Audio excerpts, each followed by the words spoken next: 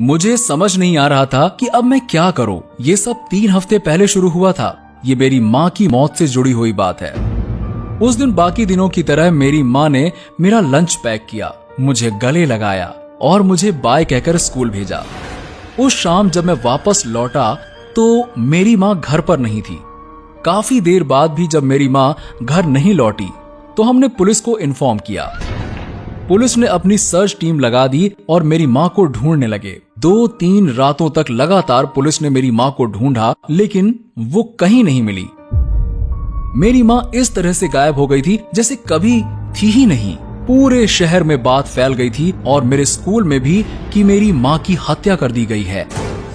मेरे पापा, जो कि एक कारपेंटर थे, वो अक्सर गैराज में अपना काम करते रहते थे और वहां से अजीब अजीब आवाजें आती रहती थीं। अक्सर लगता था जैसे टेबल कुर्सी पर कुछ जोर जोर से पटका जा रहा है, खासकर तब जब वो बहुत परेशान होते थे।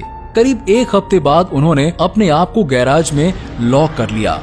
ये चीज मुझे बहुत अजीब लगी। शाम से लेकर आधी रात तक वो गैराज में बंद रहे। आधी रात के बाद जब वो गैराज से बाहर आए, मुझसे कोई बात नहीं की, सीधा उन्होंने मुझे गुड नाइट कहा और जाकर सो गए। ये चीज मुझे बहुत अजीब लगी, लेकिन वो उस समय जिस सिचुएशन से गुजर रहे थे, मैंने सोचा कि टाइम के साथ सब ठीक हो जाएगा।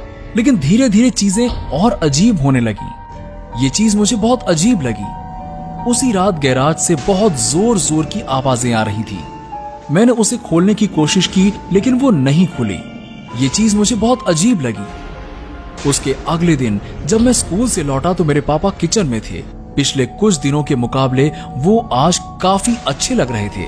उन्होंने शेविंग की थी और नहाकर फ्रेश लग रहे थे। आज डैड बिल्कुल अलग लग रहे थे। उस वक्त डैड ग्रिल कर रहे थे। उन्हें ग्रिलिंग करने का बहुत शौक था और वो बहुत अच्छे स्टेक बनाते थे। उनमें इस बदलाव को देखकर मैं बहुत खुश था। मुझे तसल्ली थी कि वो अब आगे बढ़ रहे हैं। मैंने देखा उन स्टेक के पीस बहुत बड़े थे और ऐसा लग रहा था जैसे अभी अभी कटे हों। पापा वहीं चेयर पर बैठकर स्टेक खाने लगे और मैं भी उनके साथ बैठकर खाने लगा। स्टेक को चबाने में बहुत मुश्किल हो रही थी, लेकिन उनमें इस्तेमाल किए गए मसाले इतने अच्छे थे कि उनका स्वाद बहुत बेहतर हो गया था। जल्दी हमने अपना खाना खत्म कर लिया और अब मुझे बहुत ही हैवी महसूस हो रहा था। तभी मेरा ध्यान मेरे पापा के चेहरे पर गया। वो बहुत अलग लग रहे थे। मैंने उस वक्त कुछ नहीं कहा, बस चुपचाप बैठा रहा। अचानक मेरा ध्यान अभी अभी खाए गए स्टेक पर गया।